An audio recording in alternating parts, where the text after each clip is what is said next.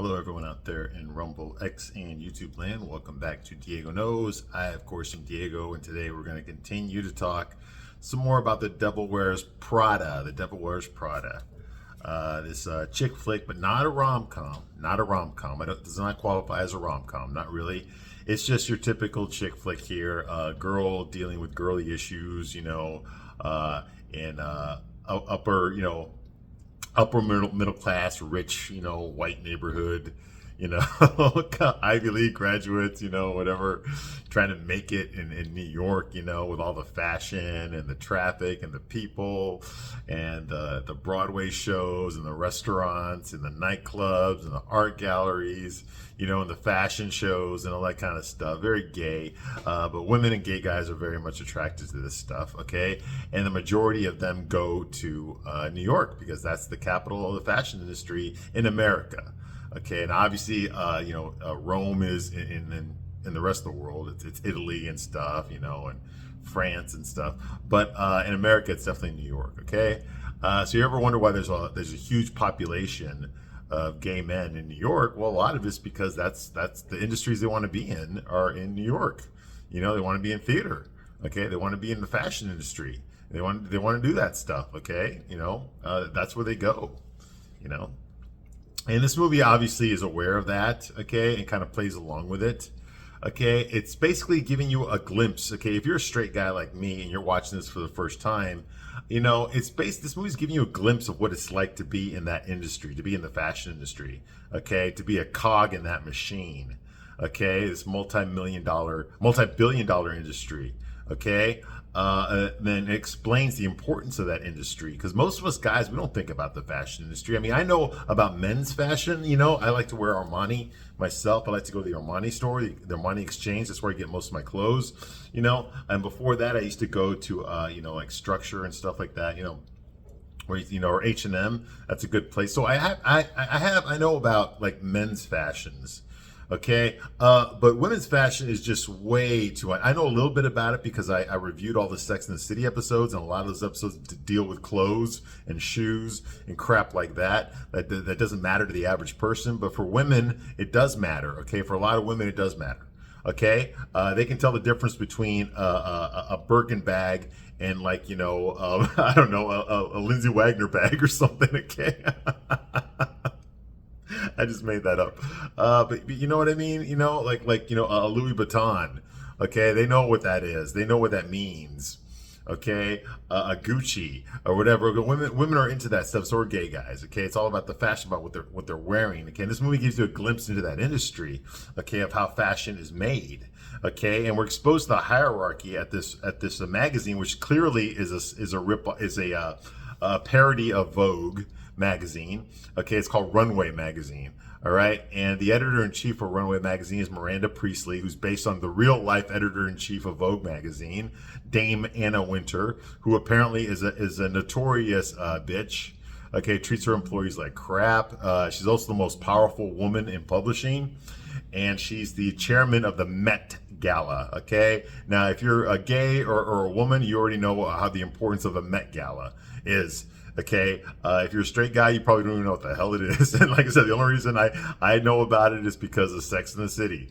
Okay, because they talk about it there all the time. The Met Gala, it's Fashion Week, all that kind of crap that I cannot give two shits about. But it's fine. If you like that, that's fine. You do you. You do you. You do your own thing.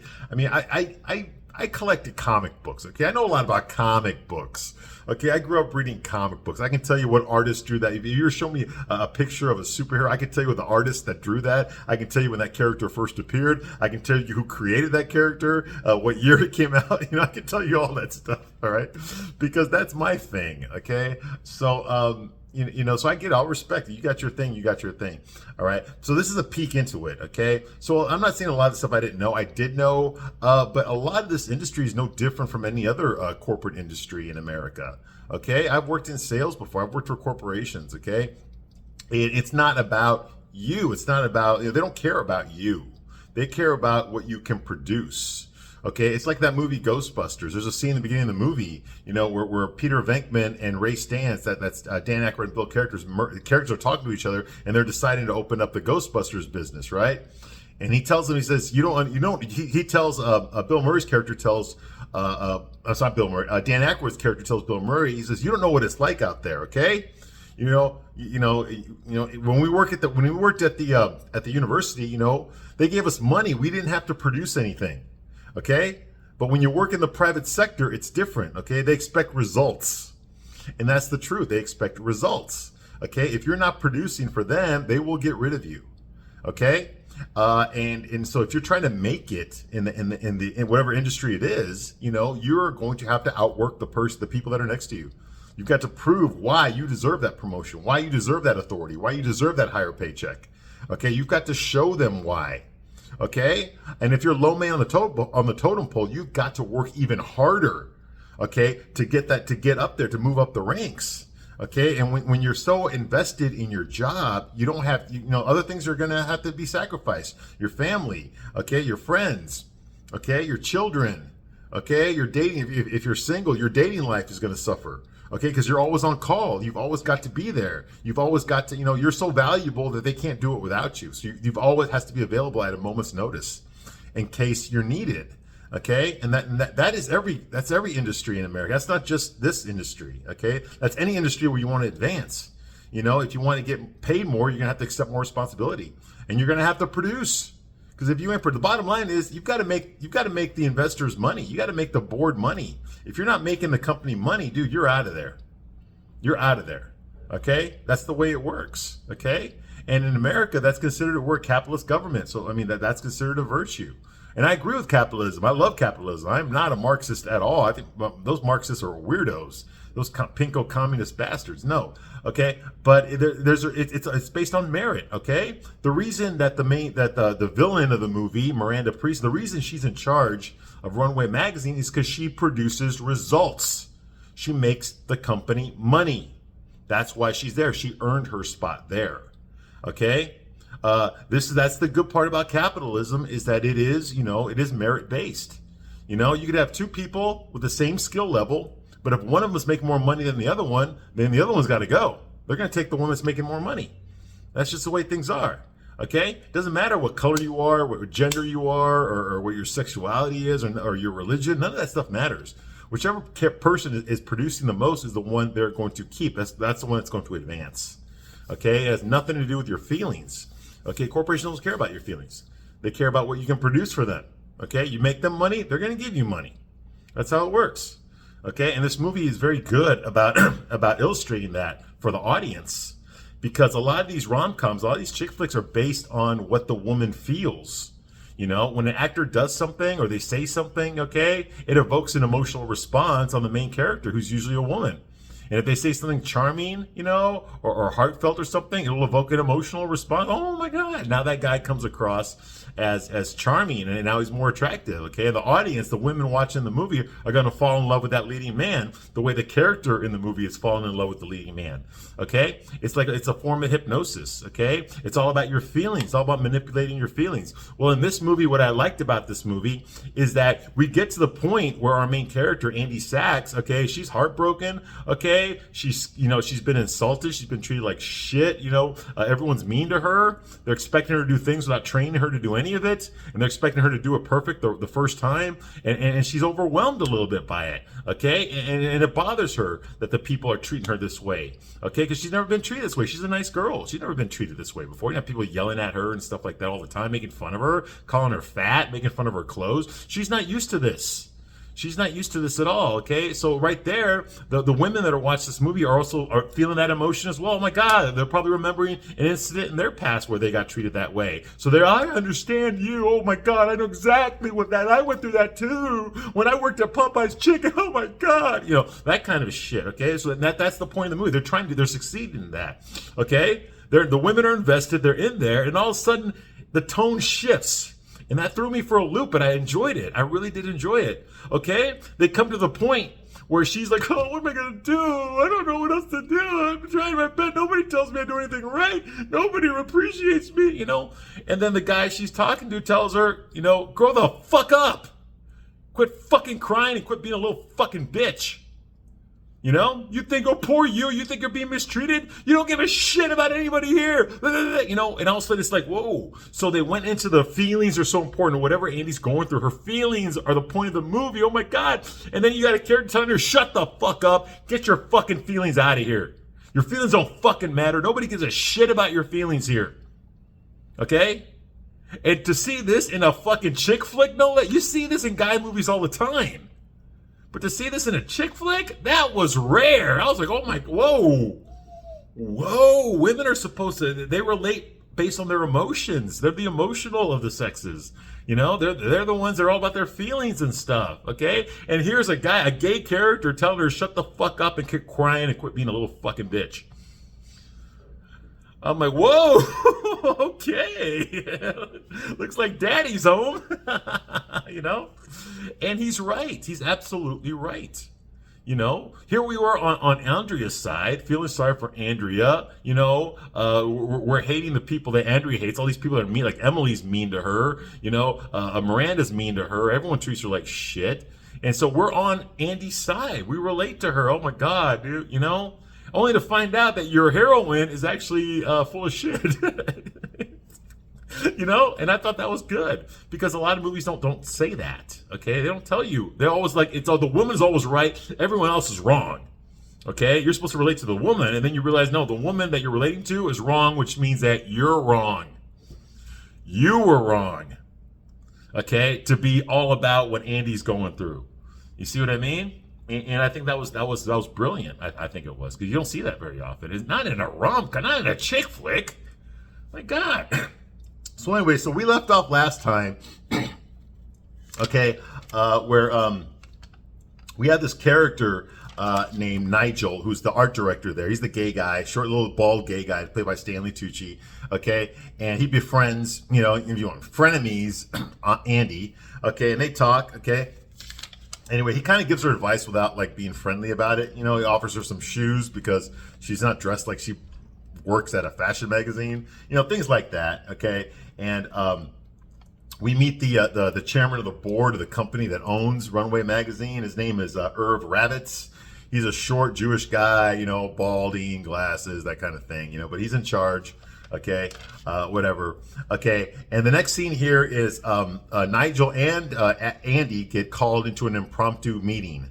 Okay, and in fact, they have to give up their lunch break in order to go meet with Miranda. Okay, there's a fitting going on. Okay, basically, you've got some her assistants are there, and they're trying all these different outfits, and Miranda's just walking around looking at all these outfits that are hanging up, you know, and determining which one to use for the photo shoot, that kind of gay fashion magazine stuff, whatever. Anyway, so of course, Nigel and Andy arrived there, you know, and you can tell if you look at the background, you can see Emily played by, Emily Blunt. Okay, she's in the background, like peeking in, you know, just looking to see if Andy screws up or something. You can see her creeping back there, just looking back at everything, watching the interactions and all that kind of stuff. Okay, Emily is the first assistant who's supposed to be training Andy, who's the second assistant. Okay, so all that's going on. Okay, Miranda is supervising an outfit fitting. Okay, when Nigel and Andy they arrive. Okay. And Miranda complains about the competency of her staff. Okay, apparently they don't have stuff ready for her. Okay, this dress. Where's the belt for this dress? Where are the accessories? How come the accessories aren't here right now? Okay, why is it so difficult to find people to just have things ready before I call a meeting? Why is that such an impossibility around here? You know, there's just things like that. Okay, that's the way Miranda is. Okay, Meryl Streep's character. Okay, so that's going on here. Okay, she's complaining about that now. She pulls out a red dress and she asks Nigel's opinion. Nigel, of course, Nigel is prepared. He knows Miranda. He's been working with her long enough. He knows what she wants to hear. Okay, so he tells her the truth. Okay, he bows down to her authority, of course. Okay, but he's prepared. Unlike Andy, who's never prepared. Okay, Nigel is prepared. Even Emily is prepared. For Miranda's question. She knows that when Miranda says something like, okay, give me Fitzpatrick or something like that on the phone right now, Andy doesn't know who the fuck that is. Emily's like, on it, you know what I mean? It's stuff like that, okay? So Nigel's prepared, okay? And at one point, they're talking about a blue belt, okay? It's a blue leather belt, and Miranda's holding two of them, okay? The buckles are different, but otherwise they look the exact same. Okay, and Andy kind of giggles. She doesn't take the fashion industry very seriously. She thinks all this, it's just clothes, it's just shoes, it's just a jacket, it's just a bag. Okay, it's not that important. Okay, the fact that people spend thousands of dollars on a pair of shoes or on a bag, they're going to spend 10 grand on a coat is ridiculous to Andy. Okay. So to her, it's like, they're over here trying to decide which belt is better. Miranda's saying, okay, is it this one or this one? Andy doesn't even see the difference between either one of them. It doesn't matter to her. So she giggles. Okay. Which you don't do in front of Miranda. So Miranda looks at her like, is something funny? Like that, right? And she says that she's like, oh, I'm sorry. I know I'm still learning about it's just the two belts. They look the same. I'm still trying to learn about this stuff.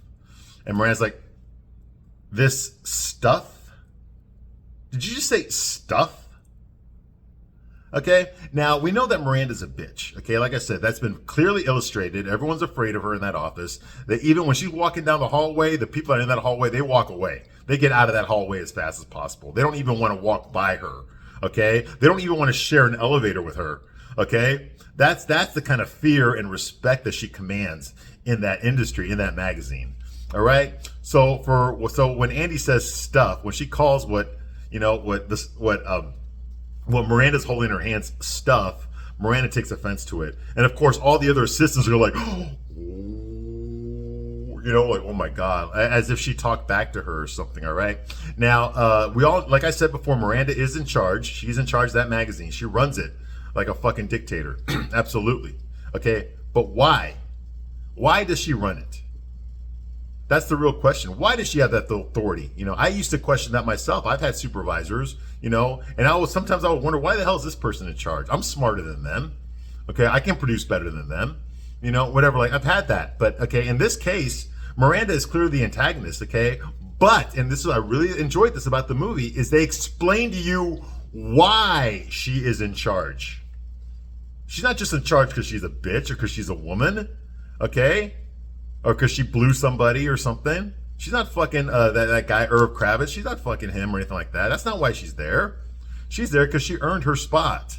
She knows this industry, okay? She's probably sacrificed. In fact, later on you'll find out she sacrificed her entire life for this industry, okay? That's her level of commitment. So of course she expects that from her staff. She expects them to give 150% all the time because that's what she did to get to where she is. At the expense of everything else. At the expense of vacation, of raising her kids, okay? Of spending time with her husband. All that shit she fucking got rid of so that she could excel at this industry, at this magazine. You see what I mean? And she proves it in the scene right here, okay? She tells her, Andy says, I'm still learning this stuff, it's funny. Anyone else? But it's not funny to Miranda. She doesn't appreciate what she's doing as calling it stuff. So Miranda goes on this monologue here, okay, which I really enjoyed. She says, this stuff, okay, you think that this stuff has nothing to do with you? You grab some lumpy, stupid blue sweater that you're wearing, out of your closet because you're trying to tell the world that you don't take yourself too seriously. That you take yourself too seriously. To care about what you wear. Okay? But you don't know that your sweater that you're wearing right there, okay, you said it's blue. It's not blue. It's not turquoise. It's not Lierre's either. It is cerulean. And you are unaware that in 2002, Oscar de la Renta did a collection of cerulean gowns. And then right after that, Yves Saint Laurent did a cerulean military jacket collection. Then cerulean showed up in all the collections of 8 different designers that year, which filtered down into department stores and then trickled its way down into some bargain bin at a casual corner where you found that sweater that you're wearing right now. That blue represents millions of dollars and countless jobs. And it's comical that you think you made a choice. that exempts you from the fashion industry. When in fact, you're wearing a sweater that was selected for you by the people that are standing in this room. I was just like, mic drop. Okay, I gain respect for Miranda. Obviously, Miranda, we're supposed to hate her, okay, and all that, and I get that, okay? She is a very, like, she doesn't give a shit about people's feelings. She's very demanding. She's passive aggressive. And then sometimes she's just directly aggressive, okay? But she knows her shit.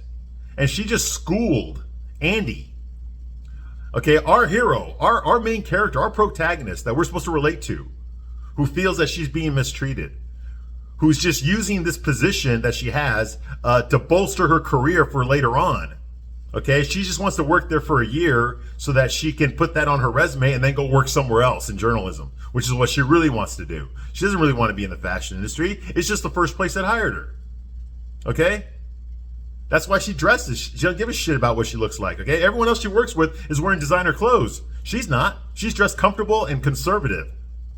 And you can say professional. Okay? But this is the fashion industry. What you look like is what matters. And you have to start by example. Okay? And Andy doesn't seem to respect that. Okay? And Miranda's got to point that out to her. In this monologue here, she illustrated to Andy not just that she knows what she's doing, and there's a reason she's in charge, but the fact that Andy is so naive, is so ignorant. She doesn't realize that it's people like her that decide what you're wearing right now, whether you like it or not. This isn't some bullshit throwaway business, okay, that has nothing to do with you. You think you're unrelated to it, okay? No, you are directly connected to the shit that we do in here. You just don't realize it. I was like, damn, okay. That's some good stuff right there. I really enjoyed that scene. I think Meryl Streep sold it very well. I think it was written very well. Okay? And that goes true for any industry. You could say that. Anything affects people in different ways, and some more than others. Okay?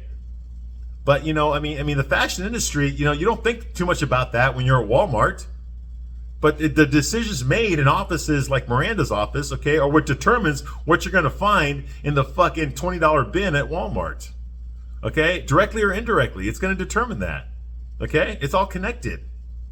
Okay? The fact that Andy didn't know that means that she didn't do her homework before she started working there. Why didn't she? Because she doesn't give a shit. Okay? And that's the truth. Okay? She doesn't care. I'm surprised Miranda hired her. Like I said earlier, I'm a big fan of comic books. Like, I grew up reading comic books. I wanted to be a comic book artist. That was my dream as a boy. That's why I got into art. That's why I got into illustration. Was because I wanted to be a comic book artist when I was a kid. Okay? It was my dream. Okay, but as you get older, you start realizing stuff about the comic book industry, which is pretty much dead today. Okay, so I'm glad I didn't get in that industry. I'd be looking for a job right now. Okay, but the people that work there in comic books, okay, they don't make a lot of money. They don't necessarily get benefits. They don't own. Like, if you created a superhero that they end up making a TV show and a movie out of and all that kind of stuff, okay, you don't get paid extra for that. You don't own it. The company owns it. Everything you create is owned by your employer. You see what I mean? It's just things like that. Okay, and they don't make a lot of money. Some of them did. I know Chris Claremont made a lot of money because he wrote the X-Men for 20 years or something. Okay, but they don't do it for the money. Okay, there's guys in there that ran away from home and that were sleeping inside the offices, okay, as a non-paid intern, just so that someday they could have a shot at doing something in the comic book to start off their career in that industry. And it's not for the money, it's for the love. It's because they love that stuff. They love superheroes. They love the artwork. They love the stories. They love the fantasy. Okay, they will literally do that job for free if they could. Okay? And here you've got Andy, who doesn't have any of that motivation, okay? None of that passion for this industry, surrounded by people that take this industry very, very seriously. I don't take it seriously. I would be terrible working at Runway Magazine. I could not put up with those people, okay? But I have respect for the people that do, because I do know what it's like to have that kind of passion. I do know what it's like to have that sort of work culture, okay? I've been in that work culture before, just not in that industry, okay? So I get it, okay? You got to give a shit about what you're doing if you're going to work in something like that. You know, a plumber doesn't, become a plumber because of the pay. Okay, he does it because he enjoys doing that. Okay, you see what I mean? And Andy doesn't enjoy the fashion industry, but she's working there. This is not a good fit. Okay, and the fact that a total narcissistic bitch is the one that has to point that out to her. Okay, that a gay guy who's like a friend of me has to point that out to her. It's like, wow, okay. This isn't a question of who's nice and who's not nice. It's a question of who's right and who's wrong. And in this case, our main character is wrong. She's likable, at least now she is. She's friendly, she's sweet, she's considerate, she's honest. She's motivated, she's a go-getter, okay? But in this situation, to them, she is the asshole. Because she got lucky to be there. Whereas other people are trying really hard to get there. And it's true. It's true. So yeah, I love that whole stuff speech there. Okay, I like the message. Okay, Miranda, like I said, who's the villain. Okay, she proves why she is the editor-in-chief. Okay, the narrative shifts. Okay, from I'm the new girl and you're bullying me, to why should we give a shit about you? You're in this industry for the money. You don't give a shit about this industry. You're just here to advance your career. So why the fuck should we be nice to you? Why should I care about you? You don't care about what we're doing. That makes sense. That's good writing. Okay? And this is capitalism. Okay? You have to prove yourself. Okay? In order to earn respect. You don't get a medal just for showing up to work. Okay? There is no participation trophy. Okay? You've got to prove yourself. That's how it works. Okay? Now, later on that night, okay, Andy complains to her boyfriend because they live together in a shitty little apartment. Okay? She complains to him about what happened, okay, about that monologue, that speech that Miranda gave her, okay, about the stuff. Okay? And she said, and of course he's like, cooking her some food because he's like a sous chef or something, He gives her some wine to calm her down. She says like, she's not happy unless everyone around her is panicked and nauseous or suicidal. Okay? You got all these clackers running around. And you go, well, clackers, what's a clacker? She's like, it's the noise that all the stilettos make. All the girls wear stilettos at work, and so you can hear them walking around by all the clacking noises, off the marble floor. Okay. So she calls them clackers. Okay? And everyone there just worships her. They just worship Miranda. And they're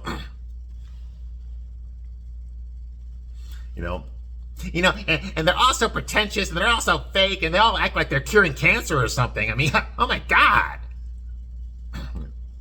And she just complains and whines and stuff. This goes on for a while, okay? She complains about the pointlessness, okay? And about the pointlessness and of the insignificant details, okay, that they all obsess over, okay? How they're all wasting money, okay, to sell people, mostly women, okay, stuff, things that they don't need. Okay, this industry is all about, selling people, all this expensive crap that they don't need. So she don't understand the point of all this. Why would someone spend, $800 on a bag when they can buy one for $25? That's just as good. You see what I mean? She's pointing that out, the ridiculousness of the fashion industry. Okay? So that's going on here, okay? And she even decides that she's going to stop eating. She refuses the food her boyfriend made her because all the girls at work don't eat. They all starve themselves. Okay? Okay, so she tells her boyfriend that she's going to put up with Miranda for 1 year. Just 1 year, and then she's going to quit. She's going to leave and go somewhere else. She just wants to get this magazine job put on her resume so that she can leave and go do the kind of writing that she really wants to do. She's a writer. She's a journalist, okay? She's not doing any journalism right now. She's just fetching coffee and running errands, okay? So I understand her point of view as well, okay? So we get a montage, okay, of Miranda dumping her coat and her bag onto Andy's desk, like just all like nonchalant, just like boom, you know, just dumping it there. Not even making eye contact with her, just dumping her shit on her desk. Regardless of what was already on the desk, she just knocks it over and dumps her shit on there, okay? You know, disrespecting her, okay? And complaining the whole time. When she walks in the door, she's complaining about someone who didn't do something the right way. And why is this so impossible? Why is it so hard for people just to do things the way I want them done? I don't understand what the difficulty is here. You know, that kind of stuff. That's Miranda Priestley. That's her every single day. All right, so that's going on here, okay? And Andy, of course, is running around New York. She's running errands for Miranda, okay, in a hectic pace, you know. She has to take Miranda's car to the mechanic to check out her brakes. She almost gets into an accident, you know. She has to buy a bunch of sporting goods, you know, like a surfboard, you know, and what do you call it, and sandals and stuff for Miranda's kids. You know, okay, she has to pick up Miranda's dry cleaning. You know, she has to make Miranda's restaurant reservations. Okay, she has to walk Miranda's dog. You know, all sorts of crap like that. All right. She's basically a slave. Okay, and Andy is excited. She gets excited later on. She's excited that Miranda is going to go out of town the weekend. She's going to go to Miami the coming weekend, all right? Therefore, Andy doesn't have to be on call because Miranda's going to be out of town. Thank God, she'll have a weekend all to herself. So what she decided to do was she called her dad, and her dad is flying in from Chicago, or from Evanston, the suburbs. She's flying in from Illinois so they can go see the Chicago Broadway play. Okay, yeah, Chicago, yeah. They're going to see the show in New York. They're going to have dinner together. Okay, so she's excited about seeing her dad. She asked Emily if she's doing anything special this weekend. You know, like, are you going to have fun this weekend? You know, and Emily's just like, yes. And it goes back to what she was doing. So Emily is not her friend at all. Okay, you know, that's just the girl that's fucking training her. Okay, if you want to call it that. You know, if you want to call training just watching Andy fuck up and then her correcting Andy on what she did wrong, okay? You know, that kind of thing, you know. So that's going on. Emily doesn't give a shit, okay? Later on at dinner, okay, we meet Andy's dad, okay? And he gives her a check with we don't know how much money's in there, but he gives her a check, okay? And, of course, Andy being like, no, Dad, I don't need this. And he's like, hey, look, man, it was your mom's idea, okay? I just want to make sure you don't get behind on the rent, okay? So just take the check. So she's like, okay, thanks, Dad. You know, even when you're an adult, you still take money from your parents. I sure as hell never did, but, you know, anyway, so he's concerned, okay? He's concerned with Andy. They're having dinner at this nice restaurant. He tells her, you know, that she's working too hard for too little money. You know, he's like, listen, you got accepted at Stanford Law School, but instead you gave that up so you could move to New York, okay, and work, you know, to move to New York to become a journalist, okay? And you're not even doing that. You're just fetching coffee for some narcissistic woman. You're running her errands. You're picking up her dry cleaning. You're walking her dog. This isn't what you went to school for. You know, I think that you're wasting your life. I'm worried about you. That's what he tells her, you know. You know, you're not even writing anything, and you went to school for journalism, you know. And she tells him hey, trust me, Daddy. You know, I know what I'm doing, okay. You know, being Miranda's assistant, okay, will open a lot of doors for me in this industry, okay. You know, I'll be able to get a lot of contacts. Okay, you know, I mean, my supervisor, Emily, she's going to Paris this year for the fashion week. Okay, next year, that could be me. You know, so I'm going to stick it out. Okay, so that's what she tells her. Okay, you know, okay. And then, of course, Andy's cell phone goes off. It's Miranda calling her, of course, from Miami. Okay, and she tells Andy that she needs to get back to New York because her daughters have a recital that she absolutely cannot miss tomorrow. So she needs Andy. They canceled her flight back to New York because of a hurricane, a dumb little hurricane. So I need you to find a way to get me back to New York in time for my daughter's recital tomorrow. So she fucking is scrambling. She's calling the airports. She's calling the train stations. She's calling she's calling everybody, like trying to get, okay, this is, you get a private jet at least. This is Miranda Priestley I'm talking about here. Blah, blah, blah. So she tries really hard while her dad's following her around the city, while Andy's going crazy on her cell phone, walking around trying to get a plane to fly Miranda from Miami to New York in the middle of a hurricane. Okay, and of course she fails at it. All right, she tried everything she could. Okay, but nobody's flying. It's way too dangerous.